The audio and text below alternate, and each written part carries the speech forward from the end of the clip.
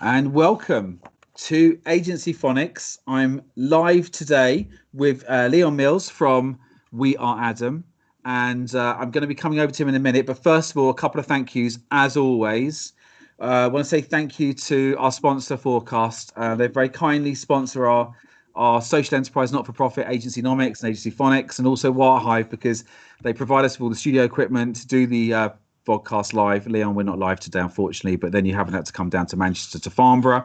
But Caitlin, our wonderful producer, is in the studio today, so thank you to her as well. So yeah, Leon. I always want to call you Leon, but there's a little acute accent on your name in the middle, so it's a Leon. There is, yes. I am purporting to be French, Spencer, but I'm not French. I was born near Rochdale, so definitely not French. But probably, yeah, definitely nowhere near France. So, can you tell us a bit about We Are Adam? Yeah, so I'm the co-founder of a business called We Are Adam. My business partner and I, Richard, we launched a business. Feels like decades ago now, but it was 14 years ago. And in essence, what we do is help ambitious businesses find great people across marketing, digital, tech, and human resources. And we're well equipped to help businesses of all shapes and sizes, ranging from startups, scale-up businesses, SME businesses, all the way up to PLC businesses. But we're far more than just a recruitment business, and we provide clients with a lot more than just a CV or a candidate or make a placement with them. And I'd like to say that we very much position ourselves as strategic talent partners to our clients. Whereas on the one hand, we very much offer valuable search, selection, headhunting services like the traditional recruitment model. But on the second hand, we've also developed a dedicated consultancy arm to our business where we offer advice and insights to businesses to ensure they get the very best out of their employee journey. And what we do is share data which shows the true cost of getting their talent strategy wrong. And the areas that we look at and the costs that we look at and scrutinize with them involve poor hiring, lack of or even poor onboarding, or even no onboarding, lack of training, lost productivity, management time, all that kind of good stuff. And what we do from that consultancy perspective is advise on how they can improve all aspects and save time, unnecessary cost, and obviously that puts money back on the bottom line. But this then enables them to focus on what they love doing and achieve their growth strategy and very much maximize the efficiency of the people that work within their business. And so do you, when you work with agencies, do you work with certain types of roles, or do you work with all roles in an agency business? Yeah, so I'll say where our strength is, or where our sweet spot of helping agencies find talent very much is the client services pillar is a massive one. I like to weave project management into that because the skill sets do weave it together. So client services, project management, new business stroke commercial, strategy, planning, innovation. I mean, that's a massive new burgeoning part to agencies. The tech side to agencies, and very much the HR arm as well, finding HR professionals to help for businesses, agencies. Amazing. So I want to share with you a little story, which I did share with you when we met a good few years ago. We met in on the Kew Road. Do you remember? We had a coffee outside, and I did share. How long ago was that? For about 3 years ago. Really? We sat outside a lovely restaurant and had lunch, didn't we? Yeah, it was nice. And I remember sharing with you the story that day, which I don't really tell many people. But when I first set up Blue Halo, we were about I guess we were kind of probably about 1.5 million turnover, about 25 staff, and we recruited the role you just said, the head of HR, the head of people role, really, because it was getting really, it's hard, the time it takes to be able to recruit people and also do all the other things, which I want to cover with you in a moment. But the key thing was, I thought I'd be really clever and then take that person and set up and I know you're not a classic recruitment because you do add value, but I want to talk about that in particular in a minute, because I think really everyone should really understand that properly, what the value bring to an agency. Yeah. But I thought I'd be clever. I thought I'd set up a recruitment business, because I was like, these guys, they get big percentage fees. So we took the person and we set up a recruitment business for people working in digital. Because if you remember, maybe back in 2006-7, actually most people weren't really recruiting for digital. They were recruiting the old-fashioned tech businesses. Anyway, set the business up and it was a complete disaster. I thought, percentage commission, place loads of candidates, make loads of money. It's money for old rope, isn't it? But it was just one of the toughest businesses that and we just couldn't make it work at all. And so I actually have a lot of respect. And I told you that when I first met you, because I think anyone who can build and scale a business in your area, it's not easy. Everyone thinks it's easy, but it's not, right? Because, for every candidate you find, they then take a job with somebody else, or, there's all these things that can go wrong. True. I must have done something heinous in my former life to have had a career of 20 years in recruitment, Spencer. I just don't know what it was, but yeah, no, it's there's a lot of craft that goes into not science, but craft, energy, effort, legwork to not only identify but engage with and present quality shortlists of talent to prospective clients. And as you say, there's so many hurdles that you have to go through, so many potential banana skins, candidates being offered multiple different roles or going through the motions. You've managed a process brilliantly well and they go and accept an offer, then go and resign. And then their incumbent employer then counter offers with an extra 2-3K more than the other business has offered. And then you're back to square one and all that time invested has yielded absolutely nothing. So, yeah, I love the business that I'm in. I love people. I love meeting people. I love discovering about businesses. I love learning about what makes one business tick and how they what their vision is and strategy and how they become successful. And I love then being that raconteur in the marketplace and identifying the future generations of talent to introduce to these businesses to make sure they continue on their growth strategy. Yeah, and so that's the thing though. It's like I think once it failed, I then used a lot more recruitment agencies. I had before, but I'd noticed that most recruiters were just bunging in CVs, and actually they made more work for me, not less. But then I found a really good one, and obviously the experience of trying to do it ourselves, I realised that actually a good recruitment business, and I don't want to label you recruitment because I know you're much more than that, but it does add massive value. They work with you to understand the values that you have to help you find the right candidate, right? And I think that's a misconception. They just think, oh, you charge lots of money and the fees are there, because I think probably many businesses do just, take the fees and send loads of candidates in. But really, you mentioned on your intro, you add loads of value. Can you tell us a bit about that? Like, what do you do? Yeah, so I think you mentioned that there are the other recruiters that just do firing CVs and do that. There is a marketplace out there for recruiters that work on high volume, low margin. That is not the kind of ecosystem that we work in. We work as extensions to your team, for instance, or to a client's team. So in order to get the very best out of us as a recruitment partner or a talent partner, we need to learn about your business. We need to know exactly what makes your business tick. We need to learn about your idiosyncrasies. We need to learn about your culture. We need to learn about, you name it, everything about your business, so that we can then be as I said, the contours in the marketplace and identify the unique hidden talent in the marketplace that might well then want to come and work for your business. So there's a lot of legwork that goes on behind the scenes. There's a lot of research into the marketplace. And then there's the amount of Zoom calls or face-to-face calls that we have with, pre-COVID, that we have with potential talent, vet them against prerequisite skills, to vet them against cultural fit, attitudinal fit, growth mindset fit, all that kind of good stuff. So it's not a question of you calling me and saying, right, Leon, can you find me an account manager? Who have you got on your books? Yes, that happened 20 years ago, and that was great. That's when it was the halcyon years, Spencer, and it was money for all. Hold my hands up. I was literally, when I worked for the PLC I used to work for, shelling peas. But it just became transaction left, right, and centre, as opposed to really, really immersing myself in the business. I can't remember where I was going with that thread, actually. So it's like, it's true, because I think, if you do recruit yourself, this is one of the debates whenever I talk to an agency owner and they say, oh yeah, but recruitment's really expensive. But I'm often saying, how much time are you spending sorting through candidates, trying to, the process? And I think if you can work with a partner who can take some of that load off you and then not waste your time by sending you in, just like loads of CVs that are going to keep you really busy, but actually get you quality.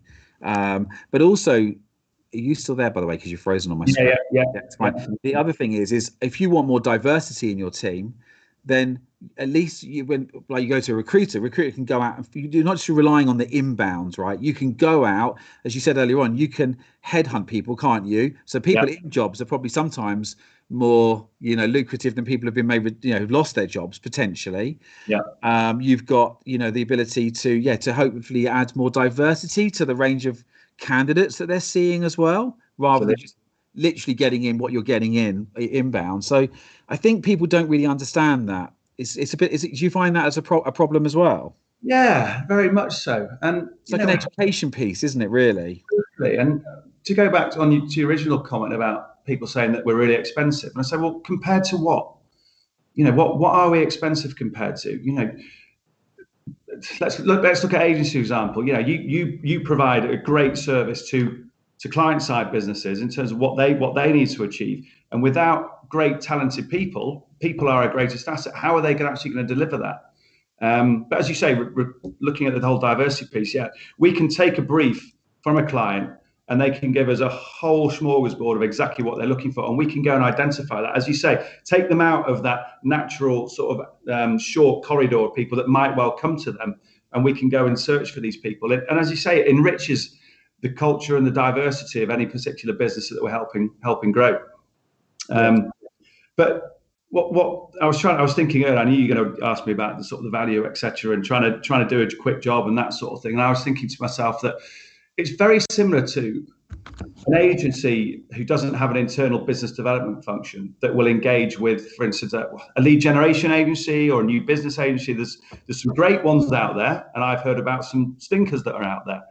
But I think if I was an agency owner, think about how much time they have invested into that relationship with that lead generation business to ensure that that business goes and makes sure they harvest the very best opportunities to present them to, so they can really invest their time into making sure that they can win those accounts. You're not just going to call up your lead development agency, what leads have you got?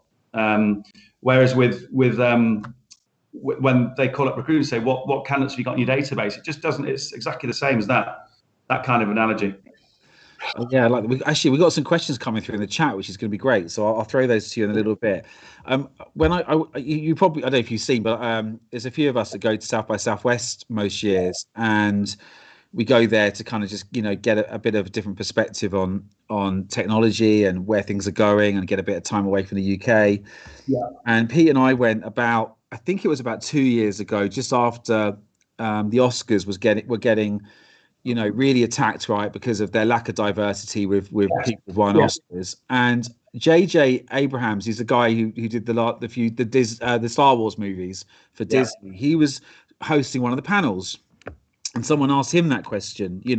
What are you doing to change this storyline? And actually, he said, I'm now not just getting my agents or whatever they were called, the people that go out, scouts, and find potential actors for the movies. He said, I've instructed everybody out there to get me as much. I want to see as many people from many cultures and backgrounds and age and everything. Like he was really big on getting a wider pool of candidates so he could make a better choice.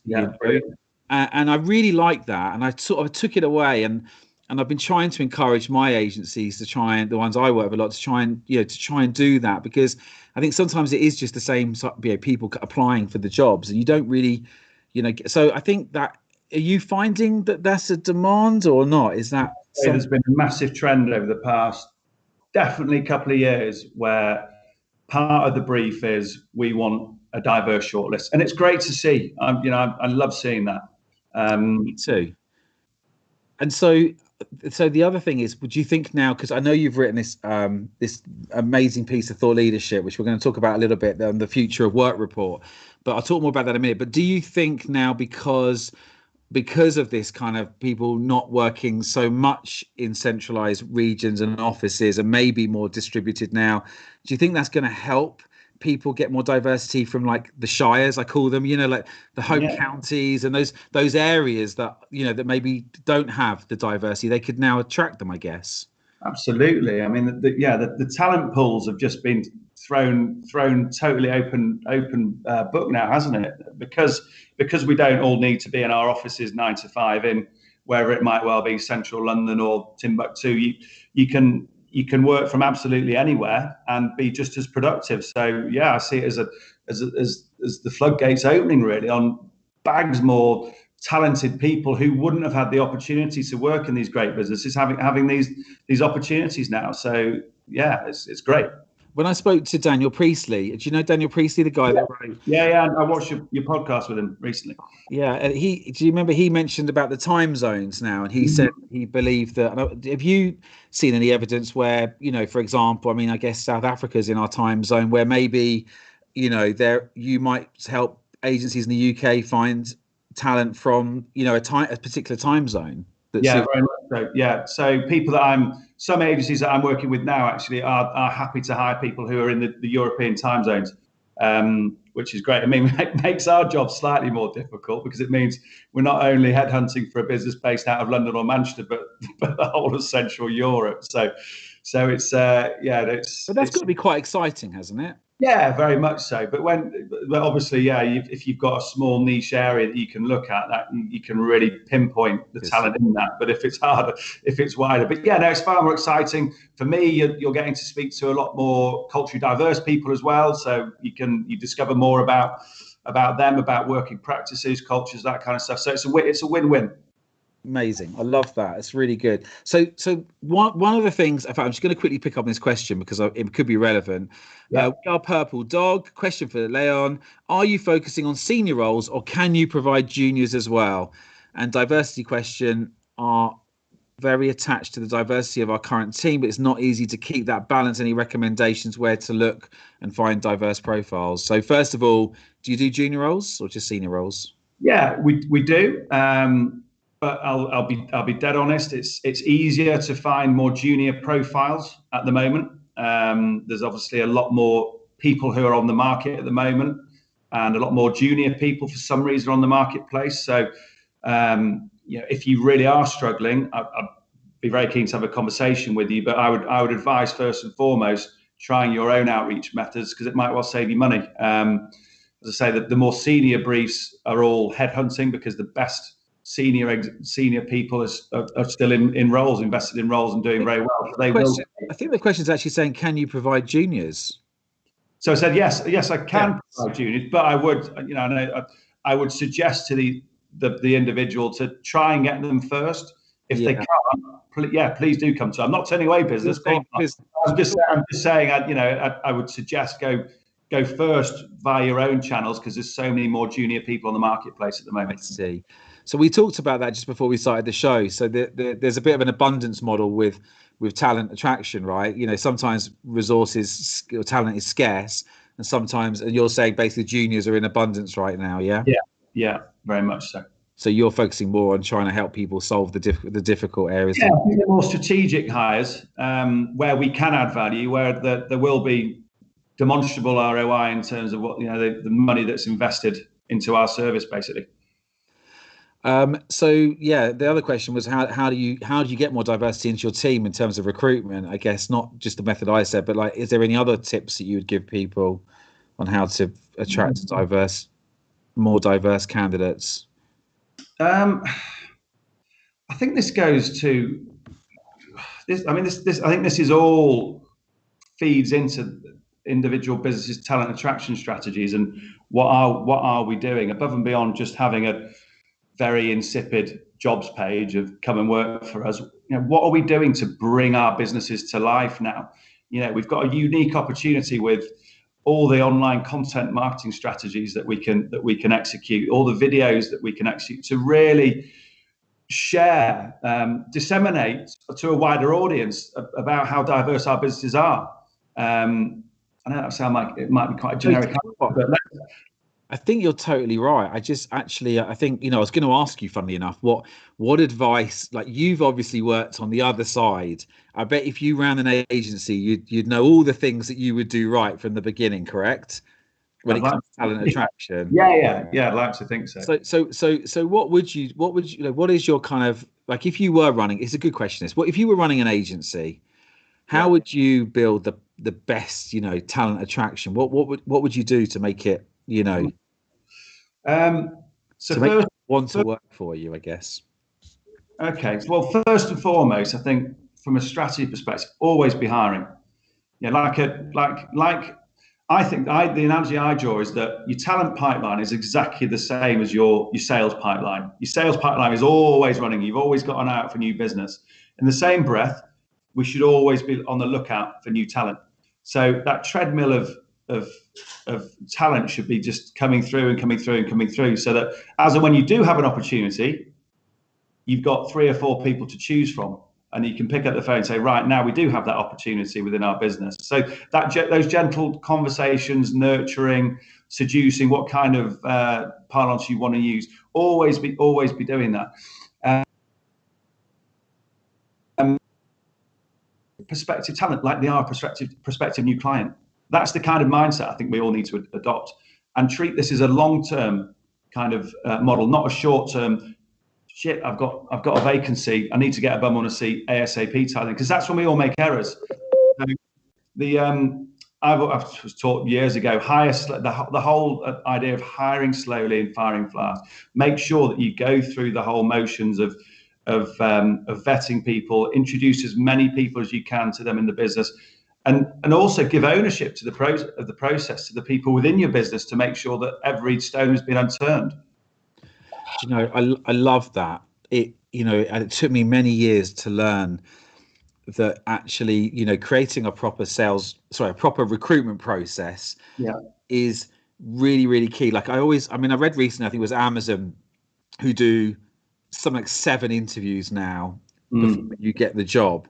But actually, I think everybody should really define those stages, whether it starts off with a 15-minute vetting call, and it maybe moves on to where you check the values. Are they a good culture fit, through to, do they have the skills fit? Can you get the best people in your team who represent your values to talk to them, meet them, to make sure that they feel like there's someone who would fit in, from a culture perspective. And then I've made some stinking errors over the years. It's like probably all of us have made some stinkers, and because you rushed too quickly, didn't take. You rushed too quickly, but the last year, 18 months, we've, as I say, given the final phase stage ownership to the guys that work in the business. And a great tip or piece of advice is just take the person you're looking to offer, 2 or 3 of you, take the candidate out for a beer or 2, and that then disarms them. And we had it the last time we tried to hire someone, and we could go to a pub whenever that was. The guys came back the next day and said, no. Manchester. Yeah, exactly. They were like, absolute red flag. This chap is an absolute nutter. He will not fit in. So those couple of beers totally disarmed the veil, the facade that you have for an interview. Totally came out and said that person is not going to fit with our culture. He will be a cultural terrorist and will totally disarm that. Totally disrupt the kind of culture that we've been working so hard to achieve over the years.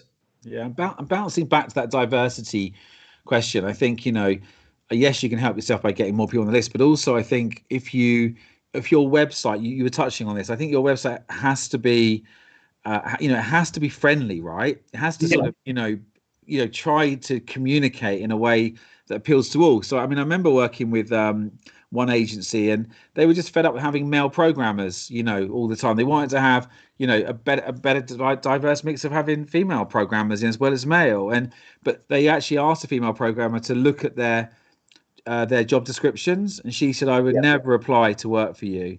And so they went back and they worked with her to rewrite it in a way that she would have applied for the job, which was basically, there was some subtle, it was very clever, but I think it was a good move. But I think getting some outside help on maybe the way you communicate do you use the term ABR, always be recruiting? You sort of said. Yeah. So when there's quite a funny story that when Peter, you know Peter Hall, don't you? Yeah, very well. So very well, yeah. So when Peter first joined Blue Halo, we were probably about, I don't know, maybe we were just under 1 million turnover, and he was like, "Why are you interviewing every night?" He said, "We don't have any vacancies." And I said, "But we will do soon, you know." And I think, and then when the sales came in, we had a list of candidates, and it was sometimes quite hard because you've almost got to meet people and understand them, and you don't always have a job to offer them, right? But you get to say, look, we're always looking for good talent. But the thing that was really, really key from all of that was that that actually there was a story that, you know, because in an agency, Leon, you have to recruit behind the sales curve. You can't take people on and then go and find sales, right? You don't have people waiting around because it is our only asset. It's the main cost in the business. And I remember getting told a story by a friend of mine who was at AKQA in Berlin, and he said that he won the BMW account, and it was £10 million a piece of business, and he had to recruit 100 people in a quarter. So I always remind people, you know, so if you've got to find 100 people in a quarter, it won't, you know, looking for in the background all the time for candidates, you know, because you will never have to have that problem, right? I lost you. We're having internet problems.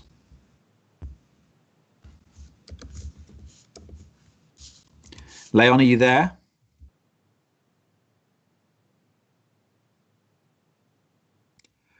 I've lost him as well. Speed test. Am I live still, Caitlin? Okay. Well, until Leon joins us, let's keep the conversation going. I'm going to seem a bit weird now talking to myself. So I think there's been some valuable lessons there, by the way. You know, make sure your website says work for us, put the roles on, but also don't be afraid to you know, like, just make it open for people always to come and talk to you. You know, even if you don't have a role right now, have a conversation with individuals, find out where they want to go in their career, what's important to them, what clients would they like to work on, what type of work would they want to do.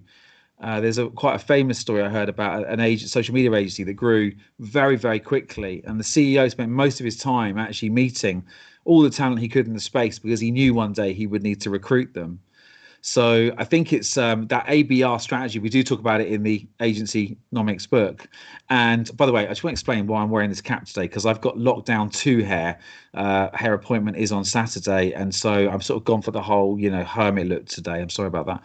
So yeah, so I think that, you know, get the website. Always be looking, even when you're not looking, because you never know when someone's going to leave. And how many of us actually, you know, always end up probably rushing the recruitment, and that can lead to a lot of problems. The other thing I wanted to just say was that I've noticed another trend as well, which is that a lot of owners have become, we talked about this a lot recently, built their personal brand online, and they've become more high profile. If you become more high profile as an individual, as a leader in your business, you will attract more talent to come and work for you. But if you don't, then, you know, if you want to get more people coming to work for you, then you have to raise your profile, not just the agency, but you personally as well. So wonder where Leon is. Is he rebooting his internet? Oh, I'm there. Can you hear me? yeah, I can. Do you have a power Sorry. Sorry about that. Can you hear me all right? Yeah, I was talking to myself. Doing a monologue. I did do a monologue. I do apologise. Let's get back in the game. Yes, get back again. So I just said to everyone, you know, if I, you know, for me, it's getting the website, your own website, saying you're always recruiting, always looking for talented people. Obviously, put specific roles up as well. But yeah, maybe look at the language that you write. Make sure you are approachable. Make sure your team pictures don't look like no one's going to want to work for you. You know. Yeah, I think it's a classic case of cobbler's shoes, isn't it? I don't think any of us do enough on our own website, and that is the virtual shop window that really can make the difference. Like, as you say, yeah, get the pictures right, get them updated, get everyone involved to show how diverse you are and culturally enriched you are. Yeah. Get every person within the business to think about the kind of content that you want to be sharing on the website. Then it will be universally appealing, and not just the kind of vernacular that comes from business owners that, as we all know, we can be a little bit boring and monotonous, and lack of diversity on that front. I guess with the changing landscape as well, it's important that if you have changed the way you work to be more flexible, like flexibility first or remote working, whatever that is, get it on the website and tell people because, people will be looking for those working practices Yeah. over, some people might want an office job, some people might want to work remotely, but, make it clear that they can have those choices, right? Exactly. I think in this day and age now, it's so important to really shout from the rooftops about every great aspect of your business. When you were off, that's what I said if you build your because I have someone I'm working with at the moment, and their personal brand, they're shying away from it. And I was trying to make the point that the more you raise your personal profile, the more people come and want to work for you. So it's part of that, talent attraction. It's not just about new business or about, Yeah. building a famous agency. It is actually about talent attraction too. Yeah, I call it talent magnetism. You want people queuing up outside your front door. Yeah, I was doing a podcast a while ago, probably 12 to 18 months ago, just when, am I allowed to mention agencies and all that kind of good stuff? Yeah, whatever you When want. Johnny Twos and Tom and the guys at the Yeah. lab introduced their 4-day week. I know that lots of other agencies now have the 4-day week, but I reached out and said, that is genius, guys. You are going to be oversubscribed. That is the kind of USP that no other agency is doing and adopting. So fair play to you. And that now is obviously quite commonplace, but they were very much ahead of the curve when they did it. So fair play to them. Yeah. I think innovating recruitment practices. I've got a client that's really increasing up their holiday to be well beyond anything of the competitors. You've seen obviously things like unlimited holiday. The guys at Redico do that, a search agency, and so there's lots of good examples. I think actually of the benefits if you do something innovative, how you can PR yourself for it as well. And look, I mean, it's a lot of people are a bit cynical and go, "Oh yeah, it's a good PR stunt," but maybe that's part of the life. You have to do a little bit of PR to raise your profile, right? Very much so. Yeah, now I'm all in favour of it. So if someone is looking to work with you, how Yeah. do they get the best out of a recruitment agency? What advice would you give them? Okay. So I think first and foremost, you need to invest time into the relationship, as you would do with your accountant or any legal partner. We need to get to know you. I mean, that's the whole point of why we called ourselves Adam. Get to know us from Adam. And the more that we can immerse ourselves and learn about your business at the start of that partnership, the better job we're going to be able to do, because we'll be committed to you, and we'll know every nuance about your business. We'll know what makes you tick. We'll know about your culture. We'll know about your milestones. We'll know about your challenges, how you overcame them. We'll know about your idiosyncratic culture, all that kind of good stuff. And I think where lots of businesses go wrong with recruiters is chucking a brief out willy-nilly to 4, 5, 6 different agencies and say, right, off you go, find us this person. And that is just like the worst thing to do. Yeah. And the reason why that is the worst thing to do is you're not going to get a quality level of service. All you're going to get there is fastest finger first. You're going to get recruiters who scan job boards, just see who's on the database, and fire CVs over willy nilly just to see if they can win that assignment. I know that. I think really that actually agencies actually listening to this now will realize that it's exactly the same as their business, right? Because agencies sell on, chemistry and trust and capability. You've got to have a good relationship with a client for it to be successful. Yeah. And if they got a brief that was just thrown out to 6 or 7 agencies, and it obviously, or maybe a bit more than that, it would be frowned upon. So to a certain degree. So just like agencies, we need time to do a proper job. We need time to unearth unique hidden talent that isn't necessarily looking. And we need, quality work, as you've just alluded to, takes time. It doesn't happen overnight. You can't just conjure up talent overnight. And in order to play us in the right position, give us ownership, give us accountability over that important, crucial hire. And we will put all our energy, all our resource, we will be dedicated to making that assignment our priority, make sure we get you the best talent. And therefore, the focus goes into the quality then, not into the speed of how quickly you can turn it around.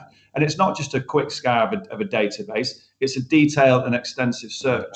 And then you get a better candidate who's more aligned with the brief, and better the match. But and yeah, again, I read about it somewhere. I can't remember where I read about it, but I line it to, if you were to go and have brain surgery, would you choose the brain surgeon who did it quickest, or the brain surgeon who did the best, most comprehensive, 99.9% chance of getting that piece of surgery right? And it's exactly the same mindset, and it should be the same, obviously, with agencies when they're choosing what briefs they want to work on with a client.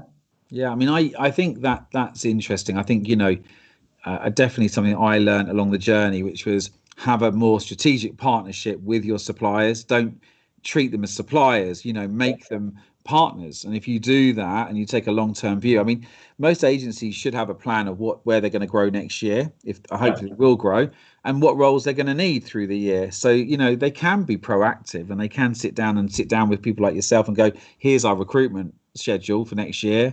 We're thinking it's going to be this time it comes in. At least you're then able to keep looking for them. Yeah.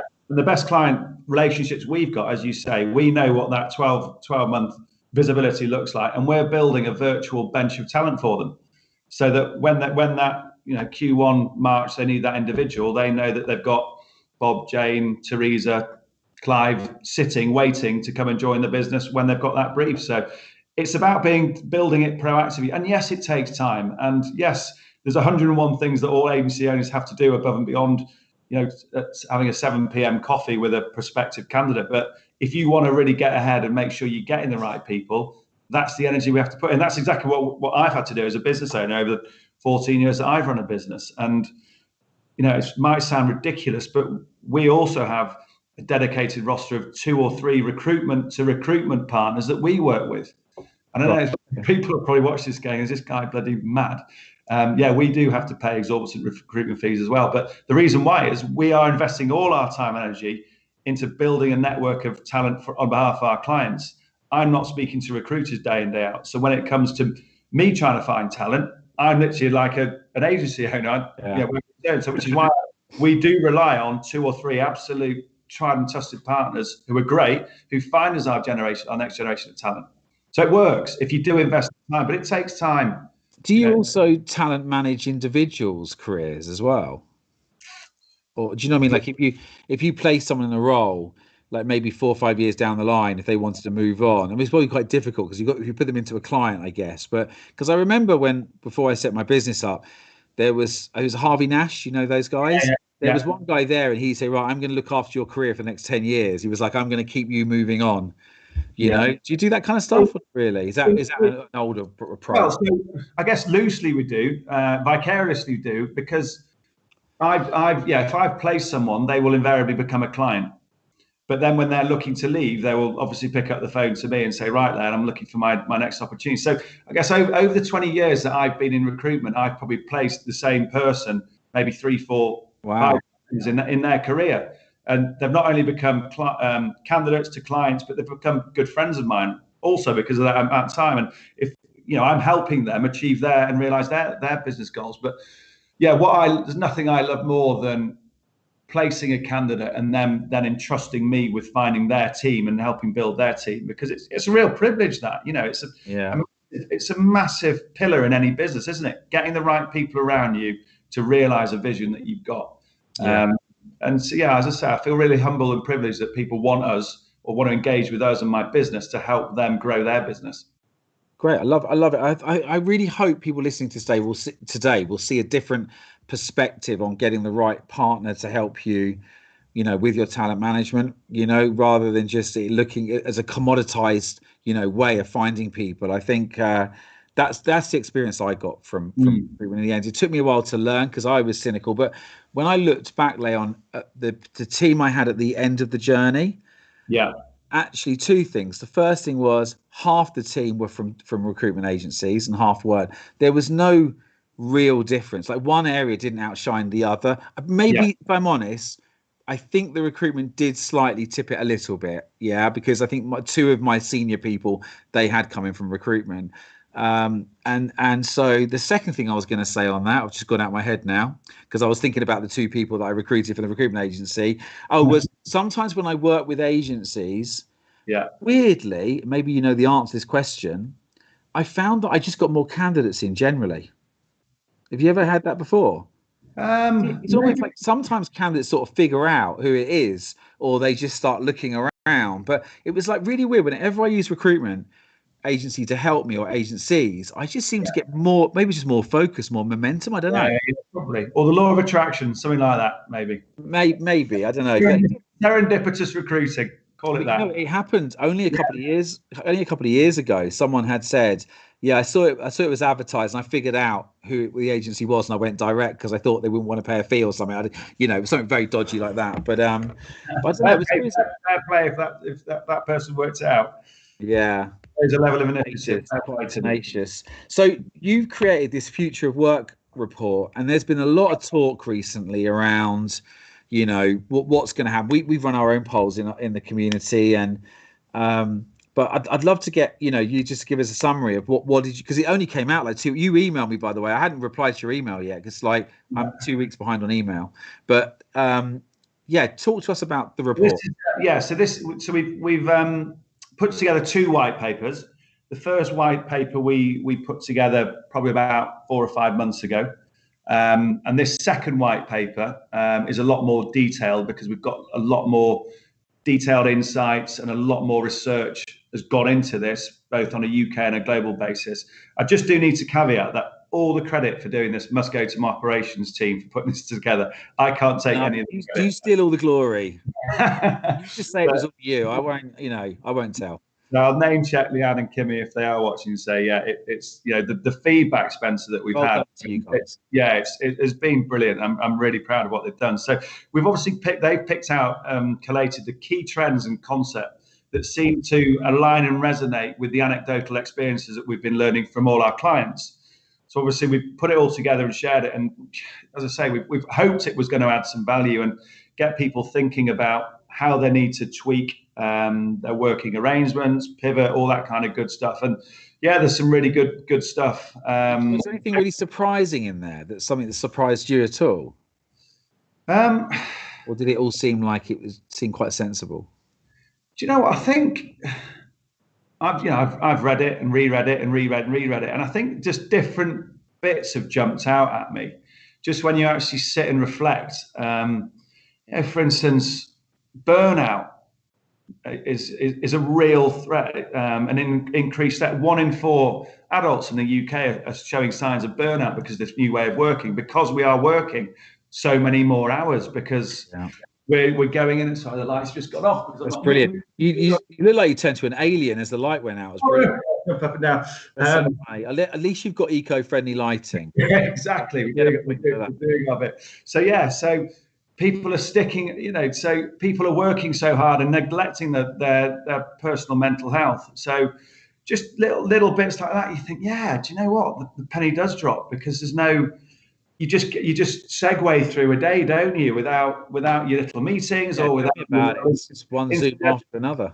Yeah, incidental chats at the water station and hey, how you doing? Or your little stroll at lunchtime to go and grab a butty with a colleague. It's there's loads of really good stuff. I mean, I can obviously have shared it with you. And so where do people get a copy of it? I think we are going to put it in the community, by the way. It's just literally, I've just got to get it sorted out. So if you are in the Agencynomics community, we'll put it in there. But otherwise, go to the website. It's on our website. I've shared it on my LinkedIn profile as well. If anyone's a member of the Supper Club, I've shared 9 key points on their community, and I've shared a quick video with a sort of a 3-minute overview of the key points and learnings that we all might be able to learn from. So there's various different places, but yeah, hopefully I'm disseminating it far and wide so people can see it. And what do you think? What obviously the world's going to definitely change forever in some shape or form, right? Because this whole experience has accelerated so many different areas. What do you think will happen? What's your gut feeling at the moment that will happen? Let's say forward the clock to, I don't know, 12 months from now. Yeah. What do you think people will? Isn't it funny? Well, before I forward the clock, let's just rewind the clock. So 12, 18 months ago, the biggest thing that people were asking for in business is flexibility, isn't it? And the ability. All agency surveys said that 63% of staff wanting flexibility in the workplace. Yeah, flexibility, working from home. And now everyone is hankering after coming back into the office because we realize how difficult it is to, you know, your where you live is your home. It's not a place where you're meant to do work. Yeah, maybe doing it every now and again, doing a bit of work. But people feed off people. We buzz off being around people. We learn vicariously off people. All that kind of good stuff. So, how do I see it? I think the biggest way I see it is very much a hybrid working solution. I've already seen a number of businesses, agencies, and clients jettisoning their offices because they just don't need that massive overhead, overhead that's around a noose around their neck. And I've seen that there is, but we still do need that sense of community. People still need a place to go to, maybe once a week, maybe twice a week, whenever it might well be, to go and see their colleagues, to go and share, to go and do a brainstorming session, or to go and make that piece of work a reality. So I see sort of working collaboration hubs being very much more used. But yeah, the way do you think like the classic kind of WeWork businesses will now become sort of much more regional, or more, everyone will have a place where they could go to and work locally? Yeah, definitely. I mean, I don't think we work at the top of people's agendas at the moment, are they? Because their sort of model of having the model. I think another example. Yeah, I think that kind of model where, as you say, it's a very much reduced overhead around a business owner's neck, and let people come in and come out as they please. So. Yeah, we've been working on that basis over the last 8 months or so, and people want to come into the office because we miss our colleagues, we miss chatting, we miss, I've been working from home obviously for however long, and my fiance, she's a breast cancer nurse, so she's out of the house from 7 till 5 every day, and I've literally been climbing the walls, not having any interaction. I've got 3 amazing house cats, but they sleep all day, so literally if I'm not on a Zoom call, I don't have any interaction, and she's visibly noticed that I've got a bit more loopy than I actually am. So for me, the 2 or 3 days that I've been coming to, I've been jumping out of bed in the morning knowing that I'm going to go and see some colleagues and chat and see how they're doing and learn. The reason that, and it's interesting you saying that, because you strike me as a reasonably resilient person, right? I mean, I don't know if you are or not, but I am that, classic Gen X person, where 6 days a week from 16 years old, even working, my first jobs were always long hours. Even in the agency, it was always long hours. And so I think I built up good resilience over the years. Like there's an element of, when you've done it a lot, you can cope with a lot more.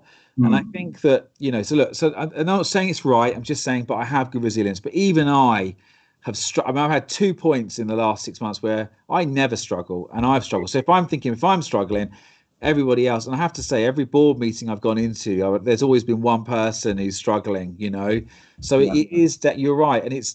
I mean, I've been on this thing since 8 o'clock in the morning, right? And it can't. How much longer could it go on for? Yeah, exactly. And as you say, I think I am pretty resilient, but like you, I've had some pretty dark days. I'll be dead honest. And the way we've shared that with our colleagues, myself, my business partner, and the leadership team, to let people know it's all right to have these days, but talk to us, talk and share it. And everyone's been really open, and I've been really impressed with everyone in our business, how they've dealt with and adapted with this working environment, because it's bloody hard. Another area that I think is really important is how are we going to make a remote working culture work when people and agencies, particular agencies, their USP has been their uniqueness of their culture and how they work differently and how they tick and all that kind of good stuff. How do we nurture cultures remotely via Zooms or Teams? There's only so many bloody quizzes we can all do without going nuts, or remote wine tasting. It's great, but it's a very siloed culture, isn't it? It's funny, isn't it? Because everyone loved the quizzes early on, and we had loads of poker games, and then it all just died off. Everyone couldn't face it anymore. But the agencies that I know that have been fully remote for long periods of time, they just have very regular team meetings in centralized locations all around the world, or they'll be more creative because the money they save with offices, the money they save from the office space, they can reuse that to be more creative around those. But you are right. Yeah, a really big point, positive point that I'm looking at. We come out of this is that whole notion of presenteeism having to change, or is changing, off the back of obviously not being able to be present 9 to 5 in an office. And so this mindset from all business owners really is adapting and evolving. And it's all being very much focused on outcome-based management as opposed to presenteeism management. Yes. Yeah. So that's great. So that is increasing focus, increasing a level of engagement, driving better results in a business. And you know what? It's driving an increased level of trust across employees and colleagues within the business, because the only way that we can judge whether we're doing a good role is, are we delivering against what we said we're going to do? Yeah, and you're right. The trust is, I mean, most people who own and run businesses, is the trust hurdle for many to overcome before about allowing flexible working. There's a control thing of seeing everybody, and now everyone's gone remote and they've actually seen that it works. And actually most cases I've seen, the agencies have actually performed really well in terms of their efficiency, their delivery. Actually, I think they've got more confidence now, whereas before they couldn't see it, Yeah, exactly. And trust drives loyalty as well, doesn't it? And it drives a high performance culture, which is great. And happy and engaged staff are far more productive, as you and I both know. Yeah, it's good. So I think we can summarize by saying, whatever happens moving forwards, it's going to be a better working world probably than it was 12 months ago. Yeah, I think it's a bit like that fixed mindset and growth mindset, isn't it? I think we're all now evolving with the dynamics of what we're faced with. And so it's got to be, we're all learning. We're all just bobbing and weaving and learning and shooting from the hip, aren't we? So it's got to be a better way of doing it. Yeah. So, look, do you know what? That's been brilliant. I mean, I think we've covered so much, from talent attractions to recruitment processes to how to get the best out of a recruitment agency. Well, you don't call yourself what do you call yourself? What is the official title? Well, strategic talent partner, but that might sound a little bit. I think that's a better description. I think it is. I think that embodies what we do a lot better than that. Yeah. So well, Spencer, thank you so much for inviting me to come and chat to you. And I've not seen you in ages. I can't wait to see you and have a beer in person or two when we can. And thanks for your time today and giving me the chance to share my story and share what I'm passionate about. One of the things that you're really good at, I'm going to share, which I'm really terrible at, is you are really good at constantly reaching out to people saying, hey, how are you? I'm checking in. And I'm always too busy to do that proactive stuff. But I do appreciate all of your emails and messages when you send them. It's very thoughtful, and it's a good habit to have. Great. That means a lot. In fact, that's exactly what we were telling all the guys last week. Just keep checking in with people. Just be human, be authentic. How you doing? And that's how you build relationships, isn't it? It's very, very true. Scientific. It's just about being a decent person. Totally. And I think the world needs more of that moving forwards. So wow, thank you very much. I really appreciate you giving up the time to come and talk. And also, because you're a podcast host as well, are you still doing the podcast? I've not done one in a while, actually. We're just revamping it a little bit, but I'll definitely like to get you on our new revamped podcast at some stage when I get off my backside and do it. I was just nervous that you were going to turn around and ask me loads of questions, and it was swap, and I'm going to be put on the spot. So anyway, hey, listen, when it's my turn, I'll definitely get you sweating. Yeah. So it's been great speaking with you. Have a great week, and we'll get that beer in soon. Yeah, and you, Spencer. Thank you so much. Really appreciate it. Thank you. And that's a wrap. We're done. It's my new ending. I think Kate goes, you're still live. You realise you're still live. No, she's coming on.